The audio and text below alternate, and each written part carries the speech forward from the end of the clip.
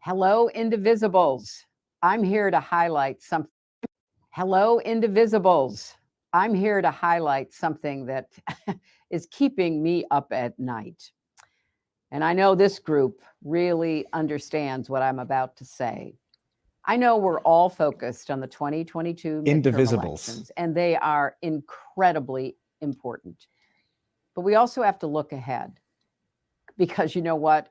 Our opponents certainly are. Right-wing extremists already have a plan to literally steal the next presidential election. And they're not making a secret of it.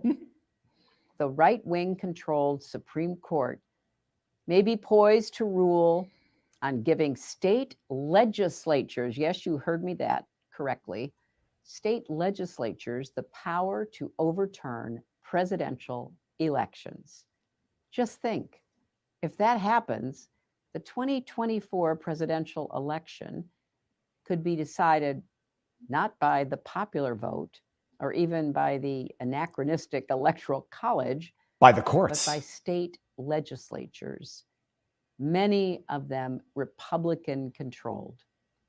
But there's also good news in the face of this very real threat to democracy. Let's hear it. Indivisible has launched Crush the Coup to make sure we're ready to defend democracy in 2024.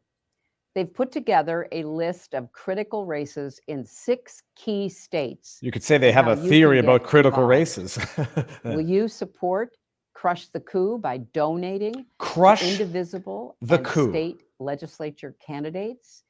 Each of these races is highly competitive, and your dollars could very well decide the winners and the winner of the next presidential election.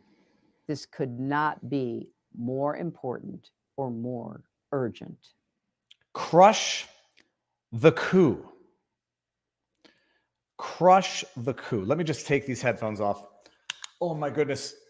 I can still hear. Oh, let's do this like this. Let's do it like this. Okay. Crush the coup. Nothing intimidating about that. Nothing. Forget this. Put them over here. Nothing potentially, able to be misunderstood in that. When Trump says protest peacefully, that's a call to violence. When Hillary Clinton comes up and calls on her indivisibles, you crush the coup. I will crush it. Totally normal. And by the way, I was told, I would love to see if YouTube takes issue with this introductory video. With this video of Hillary Clinton coming out and saying how, did she call them Republican extremists? Are literally trying to steal the 2024 election. And how are they doing it, by the way? Through the state legislature. That kind of sounds like, what do we say here on this channel? Oh, politics ruins everything is one thing we say on this channel. Confession through projection is another thing we say on this channel. She said Republican extremists, right? Okay. And by the way, I think she also said that in the context of referring to the SCOTUS. Don't crush the coup. You indivisibles, you must find the coup and you must crush it. It's confession through projection, but more important than that, egregious hypocrisy. And I know some of you out there say, and I think you might be right, it's not hypocrisy, Viva. It's hierarchy. We get to do things that other people don't get to do. We get to do things, we, the political privileged elite. You want to talk about privilege? I'll throw this out there. The real privilege in this world is not white privilege. It's political privilege. It's political, economic, financial privilege. But more political privilege, because that tends to be the precursor to all the other forms of privilege out there. It's not hypocrisy, it's hierarchy of the privileged political class. Anybody who says those lawsuits should have gone to the Supreme Court, anybody who says I think there was chicanery afoot in 2020, anybody who actually says in a non-flattering way exactly what was said in that Time article magazine, how the election was fortified. Anybody who says exactly what was said in that Time article magazine about how a secret cabal of powerful, well-funded people controlled information, changed the rules to fortify the election. Anybody who says that, but in a non-flattering tone, election deniers worthy of cancellation.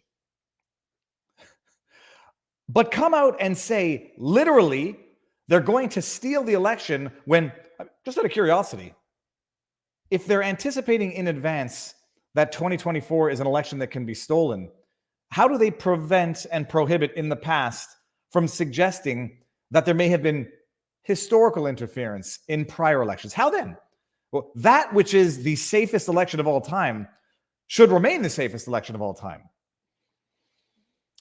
Hillary Clinton comes out, and it's not the first time, by the way. It's not the first time Hillary Clinton has come out as being an election denier. We know this. Hillary Clinton, Bush, selected, not elected. We all remember this one. It's not the first time Hillary would be guilty of election denial. She's got a history of election denial, more of a history than many of the other people who questioned other elections. Good old internet is forever. Cancel. Hillary Clinton in 2002, George W. Bush was selected, not elected. It is completely irresponsible to argue that a president who reaches 270 electoral votes is not elected and legitimate, right, Hillary Clinton? Only a shameless partisan with no concern for democracy or our system of government would insist that president is not elected long after he's taken the oath of office. Trump is insanely responsible to suggest that this election may be rigged and the outcome fraudulent. Why? Who on earth would ever make such a claim? Oh, look at that dog. Sorry. Anyway, it goes on. Where the heck is the article? Dude, where's the flipping article? Is it a video or what's the deal here? Do I have to click on? What is going on there? Okay, I did not think that was an ear. I thought that was another part of the dog's body. Oh, that's from October 2002. Whatever, you get the point. Hillary Clinton in October 2002. Election was stolen. Oh, not selected. The president was selected, not elected. Then in 2020, it becomes verboten to even suggest that drop boxes, mail-in ballots, absentee voting, maybe might have had an influence. And then Hillary Clinton comes out. And what? Indivisibles? I mean, it all seems like absolute cultish brainwashing. Good afternoon, indivisibles. The Republicans are getting ready to steal the election. You must crush the coup. Crush it. I mean, it's Zoolander level indoctrination.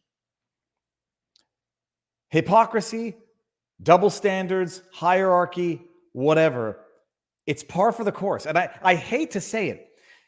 It's par for the course. But it's not because the GOP or Republicans or conservatives don't engage in similar, finding creative ways to justify what we want to justify for our adversaries, like cancel Ethan Klein for making a anti-Semitic joke, but don't cancel Kanye. It's not that the same exercise is not used on both sides.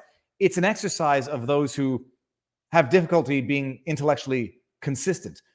It tends to happen more, from my observation, on one side, if only because that one side, and we're going to get to this in another post, one side, that being the leftist, the Democrat sort of side, to dichotomize it that way, it's only because that side tends to control the media, tends to control the arts, tends to control, and I say control as in have predominant influence, not like necessarily marionette strings. They have predominant influence and reach.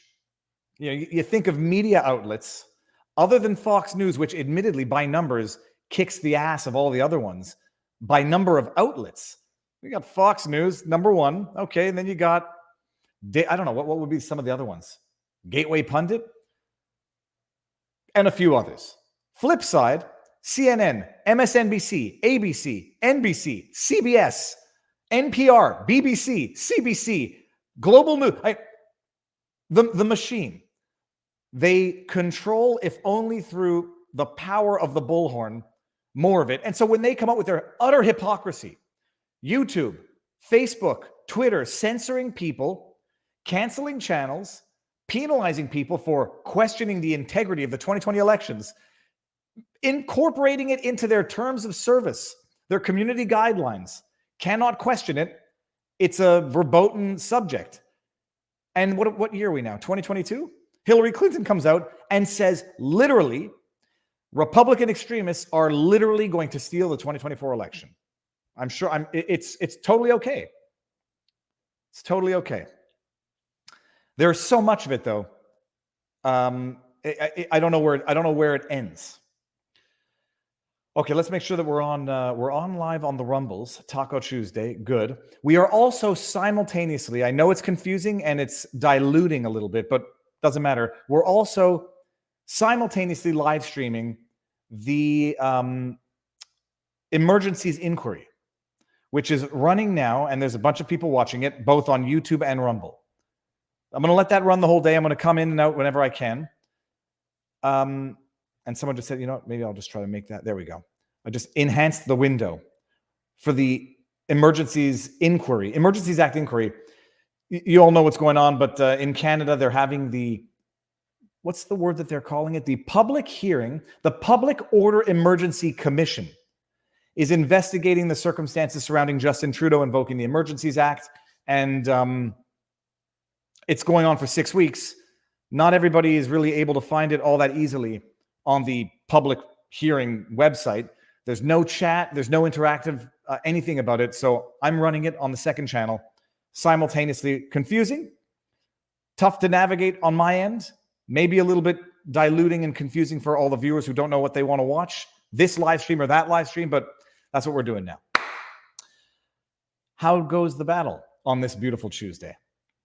This morning, I did an interview or a podcast with Ron Coleman, who, as many of you know, is working on a very interesting lawsuit for one Nate Brody, Nate the lawyer, who is drafting proceedings, is going to be suing one Christopher Bouzy. His name is actually Bouzy. I'm not making fun. Bouzy.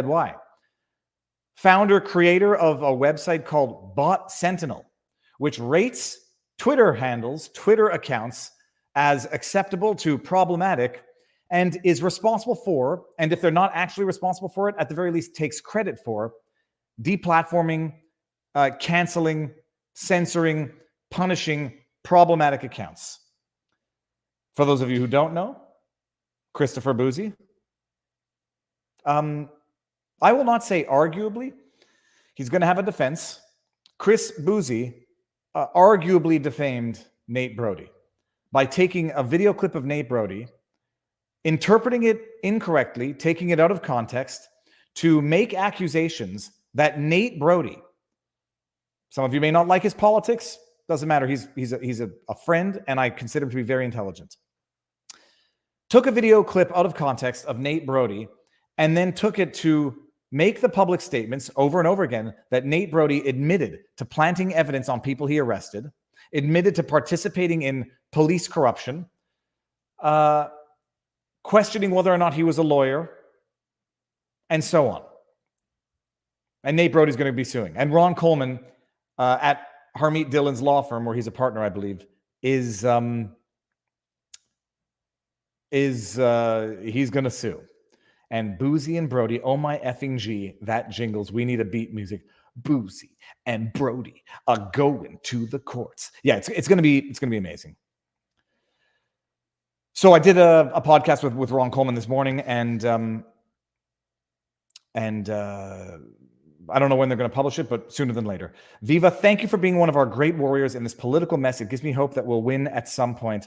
Elections are coming next November in the States. Next November. In 2 weeks in the United States. And for anybody who didn't watch the Governor DeSantis versus Satan himself. I shouldn't say that. DeSantis versus Christ yesterday, the debate. We're going to go through some of that today as well. On the menu today, hypocrisy, double standards. We might pop in and out of the inquiry in Canada, chat, questions, so on and so forth. And that's what we're going to do. We got some good stuff here. But first, this is not just a question of, as they say, paying the bills. This is a question of thanking and being grateful to a sponsor that I actually have. That is bold, audacious, courageous enough to sponsor the wrong think, fringe minority holding unacceptable views, Viva Frei. And no, it's not the maker of those shoes. Those are shoes that Murph's Kicks sent me, and they're glorious. EnviroCleanse air purification filter system that you see right in front of your face right there. I really like to vet companies that I work with as sponsors, make sure they're good companies, good products, and in as much as possible, work with sponsors for products that I actually use. Some of you may or may not know, but we have asthma in the family. It doesn't come from my side of the genes, as my father would say. We have asthma in the family. Air quality in the house is a very big issue. It's a very big concern. Back in Canada, we had a filter. It was a piece of junk. I came across this filter. It's amazing. EnviroCleanse with a Z. The website is ekpure.com. If you use promo code VIVA, you get 10% off the unit and a free air quality monitor. Used by the Department of Defense, HEPA filters. It's got a patented purification technology in the air purifier filter section that neutralizes bacteria to half or a quarter the size of the coronavirus bacteria. It's quiet. It's amazing. For those of you who know that you need it, don't waste your money on something that sucks. The HEPA filter is a thick, beautiful HEPA filter. It's got patented technology for the air, the neutralizing filter, which has like minerals that neutralize particles as they go through them. If you need it, you know you need it. Get it. It's expensive, $6.99. ekpure.com. Promo code VIVA. You'll get 10% off the unit and an air quality monitor, a third-party monitor, but lets you know what your air quality is and lets you see that or if, but that the air purifier is working. Links are in the comments on both of the Rumble and YouTube. Air purification it's important, and it's used by the Department of Defense. It's in 300,000 classrooms in America, and I would love to see it in 300,000 classrooms in Canada, so that Canadian children don't have to have their windows open in winter to have proper or even adequate air circulation. But that's another discussion for another day. Okay, are they easy to replace, the filters? Yes, they are. The filters last, I think it's 6 months for the purifier and 2 years for the HEPA filter. Easy to replace. Order them online, and it's whisper quiet. I feel like Nick Riviera. It's whisper quiet, but it's actually whisper quiet, and it's amazing. And thank you, EnviroCleanse, for having the courage and making a quality product. ekpure.com, promo code VIVA. Okay, no, it's not. It's not $6.99. It's $699. There is 0% financing for people who qualify. Okay. That's the business end of this. And now let's get into the business end of this. Business. We're going to move over to Rumble in a second. Let's just cover the flagrant, egregious. No, you know what? Forget it. Alex Stein, 99. Before we get back into the hypocrisy, if you haven't seen this video, you go watch this video. You see the cojones. And you know what? I'm going to take that back. It's not cojones. It's not courage. It's stupidity. Alex Stein, I know you're probably watching this. You are crazy and you are stupid. But my goodness, do you capture the craziness and the stupidity yourself? The world needs all types of people. It needs people who will literally strip naked and run into the proverbial fire. In fact, I should say, who will proverbially strip naked and run into the proverbial fire. That is Alex Stein, 99, the number one pimp on a blimp, something along those lines. So he goes to Penn State. I won't show the whole video because you got to go watch it. He goes to Penn State and has a wonderful experience. Imagine, I mean, these are the tolerant, non-misogynist, non-judgmental people who are out there fighting fascism. Imagine your Richard is so small you become a Proud Boy. Oh, that's very funny. Okay, so this is the glorious part, and it's glorious for highlighting the insanity, but we're also going to draw a little law lesson from this. Let it roll. Hold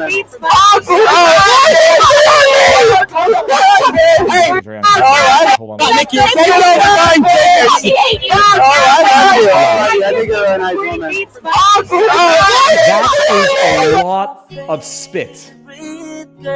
That's a lot of spit. That's assault, brother. That's assault, brother. It's us. People don't really appreciate this, but I think most people by this day and age know. Spitting on someone is assault. How do I get this out of here?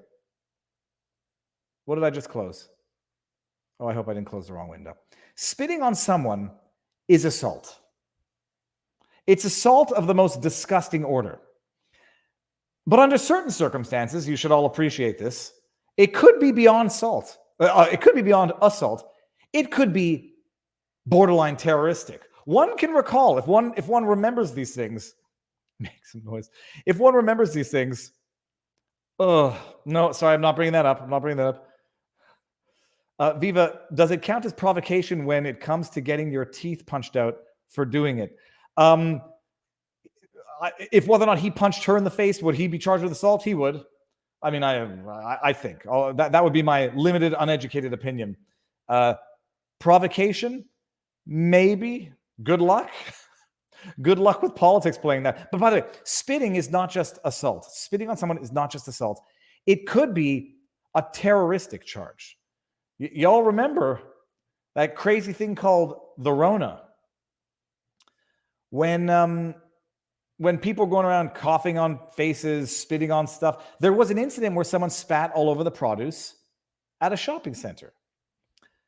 Let's read this article. This is from March 31, 2020, when the world was absolutely out of its mind and still is. Why spitters could be charged as terrorists because of the coronavirus.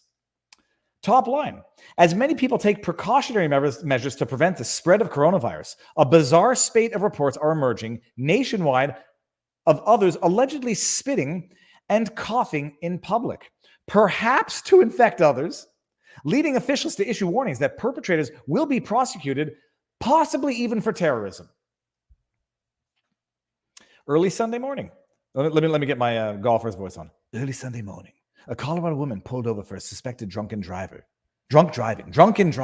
spat in a police officer's face, saying, "There's some corona for you. Now all you need is a lime."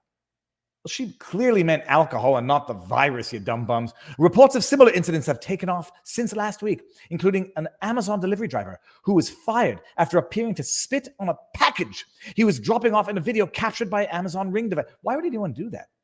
A British man was sentenced to a year in jail last week, a year in jail after he pleaded guilty to spitting on police officers while saying he had the coronavirus. One of the first sentencings since the UK government announced that coronavirus coughs at public servants and essential workers will be charged as assaults. Supermarket in Pennsylvania, this is the one I remember, complained to police Wednesday after a customer claiming to be sick spat on produce and meat, seeming to intentionally contaminate a reported $35,000 of goods. They were forced to throw it away, yada, yada, yada. While also trying to steal a 12-pack of beer. Then there was the video of a viral video of somebody licking the ice cream. A man in Harlingen, Texas was arrested and charged with terroristic threat after spitting on a park bench, according to police. The man said he had contracted contagious diseases and was attempting to infect everyone. So not just assault, could be terroristic threats. I'm not seriously suggesting that deranged, unhinged individual at Penn State should be charged with terroristic threats. I don't even want to, I think disciplinary actions and legal action would be normal. That was a Luke. If it contained phlegm, that will make me barf. So I guess story time or the TMI of the day. I am not capable of doing those loogie things like going and coughing up phlegm or snot because it makes me want to vomit, and I have the fear of the vomiting. So whenever you have a cold, I just have to snort it back, and it's even grosser. Although my doctor said it's better than blowing your nose, even grosser. But I cannot cough up phlegm. When it happens, it makes me want to gag and retch. If that were phlegm, like beyond saliva, that's like the green, thick, mucousy boogers that's in the deep part of your head when you. But can you imagine? They're fighting fascism.